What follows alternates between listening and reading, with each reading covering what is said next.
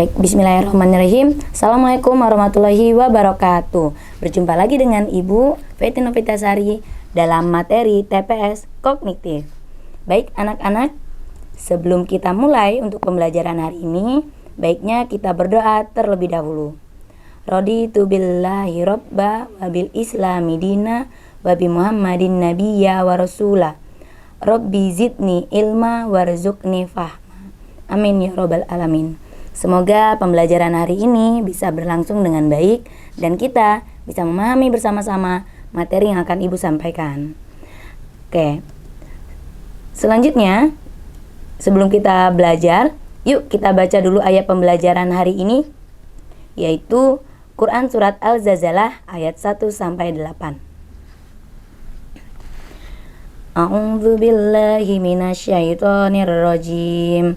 Bismillahirrahmanirrahim.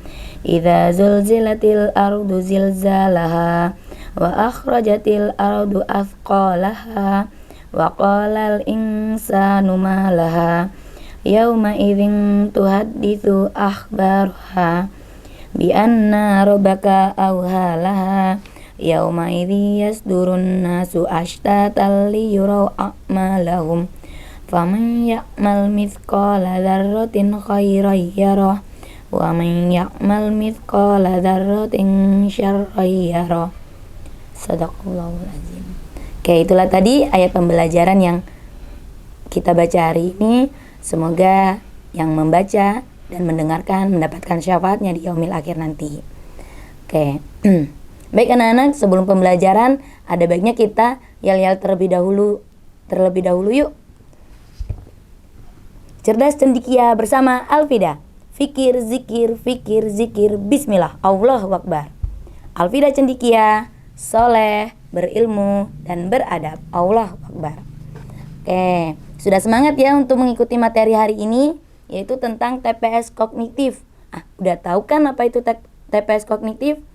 Mungkin sebelum di pertemuan sebelumnya ada yang sudah melihat bahwa materi TPS Kognitif ini adalah salah satu materi yang ada di dalam SNBT atau Seleksi Nasional berdasarkan tes untuk penerimaan mahasiswa baru di tahun 2023 nanti. Kalau minggu sebelumnya kalian sudah disampaikan bahwa ada perubahan antara UTBK tahun 2022 dan UTBK 2023. Nah, sekarang akan disampaikan tentang materi TPS Kognitif itu sendiri. Sebelum ke sana kita harus tahu dulu nih, ternyata ada beberapa perubahan. Apa itu perubahannya? Beberapa istilah yang ada di tahun 2022 itu berbeda dengan 2023. Salah satunya untuk seleksi penerimaan mahasiswa baru. Kalau dulu namanya SNMPTN dan SBMPTN, tahun 2023 namanya adalah SNPMB, yaitu Seleksi Nasional Penerimaan Mahasiswa Baru. Nah, yang sebelumnya namanya SNMPTN itu berubah menjadi SNBP, dan yang sebelumnya menjadi SBMPTN pun berubah menjadi SNBT. Nah, SNBT ini sendiri sudah disampaikan bahwa hanya ada materi TPS. Apa ya bedanya dengan yang materi sebelumnya? Seperti yang bisa kalian lihat bahwa pada tahun 2023 nanti SNBT 2023 berbeda dengan UTBK 2020. Kenapa dengan UTBK 2020? Karena pada saat itu sama ya, hanya TPS saja, dan tahun 2023 juga nanti hanya materi TPS saja. Tapi ada beberapa perbedaan.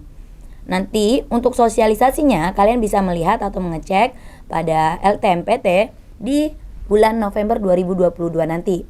Nah, soal TPS SNBT 2023 ini juga ternyata berbeda dengan TPS 2020. Pada SNBT ini, subtes yang akan diujikan resmi TPS saja. Tetapi TPS-nya ini tidak sama dengan TPS yang ada pada tahun 2020 yang isinya berkaitan dengan kemampuan berbahasa. Tahun 2023 nanti TPS di SNBT itu merupakan integrasi antara mata pelajaran dengan kemampuan bernalar secara bahasa dan numerasi. Jadi tahun 2023 kemungkinan soal-soalnya akan mirip seperti soal-soal AKM, yaitu kemampuan menalar untuk numerasi dan bahasanya. Seperti itu ya, itu sedikit perbedaan antara TPS tahun 2023 dengan 2020. Oke. Nah, tadi kan Ibu sudah menyampaikan ya bahwa hari ini Ibu akan menyampaikan untuk materi kognitif. Sebelum kita ke sana, ada beberapa tips dan trik nih yang bisa kalian gunakan ketika kalian menjawab soal TPS kognitif. Yaitu yang pertama, baca soal dengan lengkap dan jelas. Kemudian, jangan sampai ada informasi yang terlewat, seperti kata yang bukan, kecuali, tidak mungkin, dan lain sebagainya. Jadi, ketika kalian baca soal itu harus baca soalnya dulu dengan lengkap dan jelas ya, baru bisa tahu. Dan jangan sampai melewatkan kata-kata yang menjadi informasi penting di sana. Kemudian, nah, tips dan trik selanjutnya yaitu baca juga pilihan jawaban yang ada dan baca dan pahami teks pada soal yang sesuai dengan arahan paragraf yang ditanyakan pada soal. Jadi di sini kalian diminta untuk membaca soal terlebih dahulu, kemudian melihat pilihan jawabannya, baru pahami teks yang diminta oleh soal. Sehingga ini mempersempit kalian dalam mengerjakan soal, sehingga waktu kalian tuh benar-benar terpakai dengan baik, seperti itu. Kemudian fokuskan pembacaan teks sesuai dengan pertanyaan. Nah, ini adalah tips dan trik yang bisa Ibu berikan kepada kalian dalam mengerjakan TPS kognitif. Udah tahu ya tips dan triknya? Oke, baik.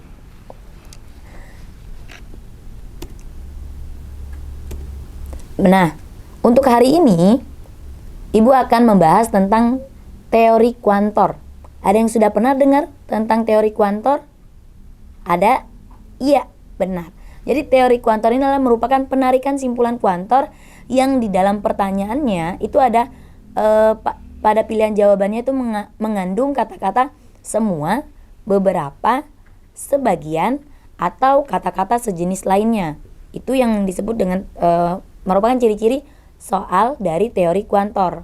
Nah, tipsnya kalau kalian ketemu soal yang seperti ini, kalian harus baca soal dengan pilihan jawaban dengan cermat. Kemudian, jika pilihan jawaban ditandai dengan pernyataan kuantor, maka selesaikan dengan menggunakan teori kuantor. Yaitu apa tadi teori kuantor? Yang dia menggunakan semua, beberapa, sebagian, atau kata-kata sejenis lainnya. Oke. Jadi ada beberapa teknik, ada 2 teknik. Yang pertama, kalian eliminasi pilihan jawabannya. Yang kedua, kalian menggunakan rumus kuantor. Ada beberapa rumus kuantor. Yang pertama, bentuk 1.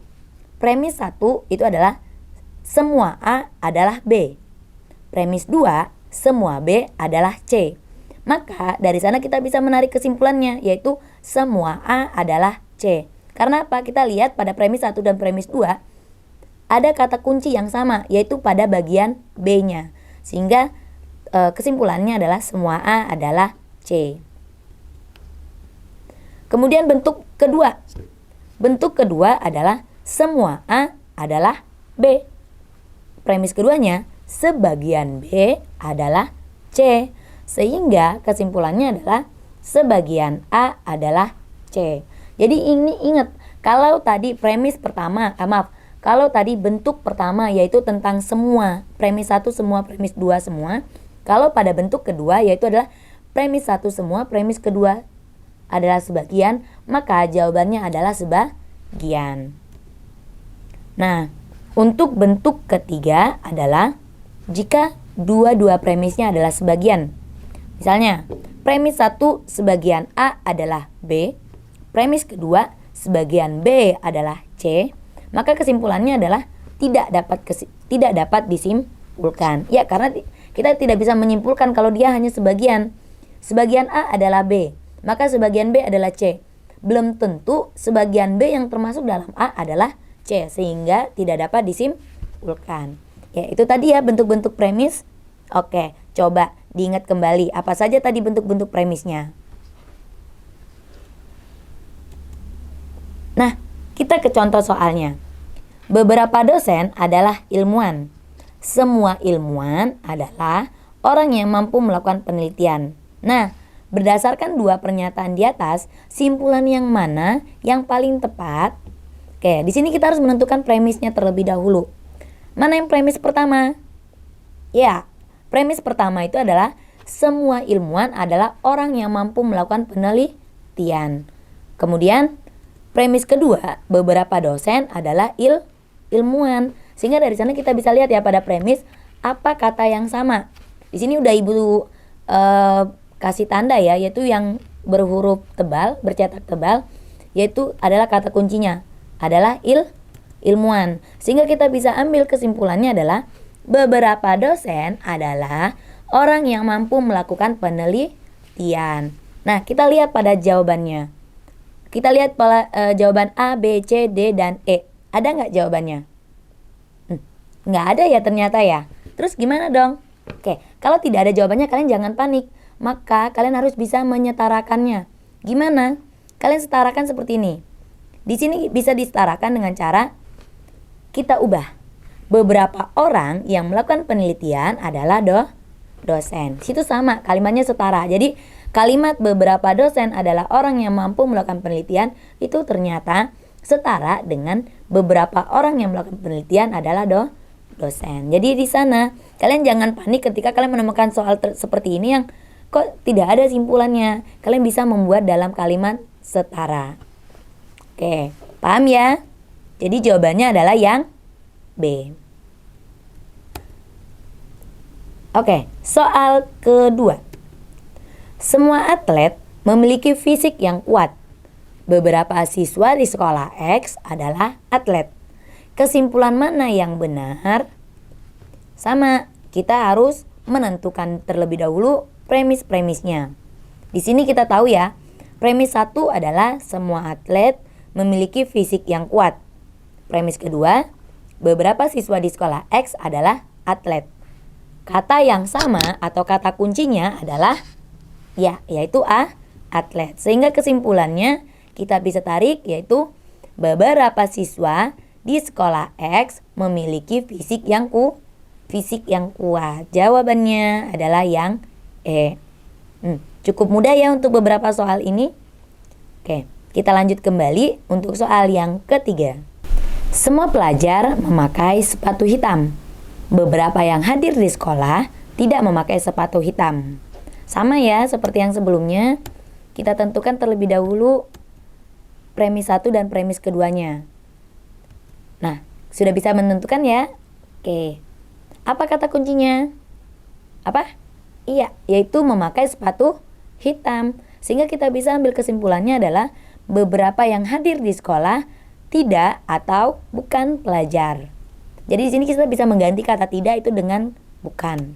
Maka jawabannya adalah yang A. Baik, kita lanjut ke soal yang keempat.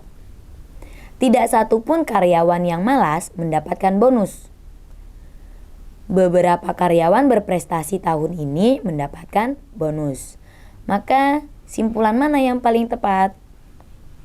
Di sini kita bisa mengubah kata tidak satupun itu tidak satupun karyawan yang malas mendapatkan bonus kita ubah menjadi semua karyawan yang malas tidak mendapatkan bonus. Jadi ingat ya, kalau kata tidak ada itu artinya sebenarnya sama dengan semua, tapi kita balik untuk bentukan premisnya. Seperti yang soal di sini, tidak ada satupun karyawan yang malas mendapatkan bonus diganti atau diubah menjadi semua karyawan yang malas tidak mendapatkan bonus.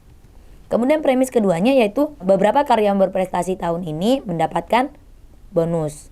Sehingga kesimpulannya adalah beberapa karyawan berprestasi tahun ini adalah karyawan yang tidak malas.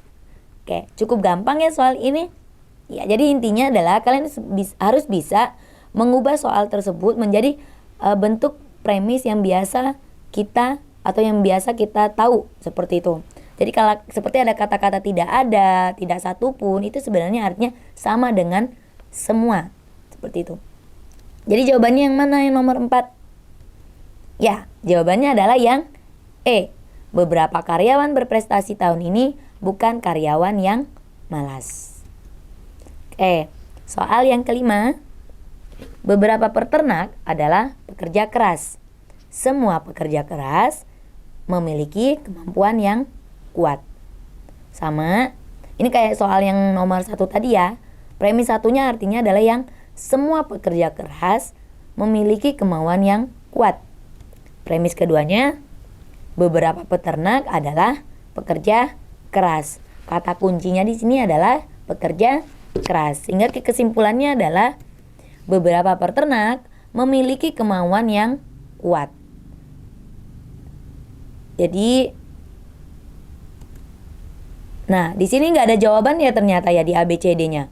Coba kita ubah lagi deh, kita setarain. Sehingga dari kata-kata beberapa peternak memiliki kemauan yang kuat, kita setarakan dengan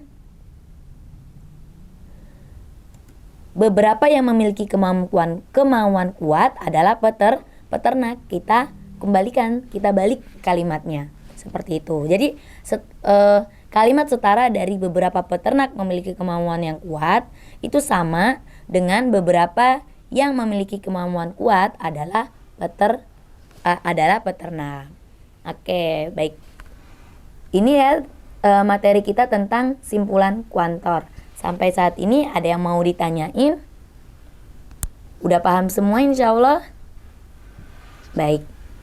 Jika sudah paham, untuk materi simpulan kuantor ini akan kita tutup materi pembahasan kita hari ini.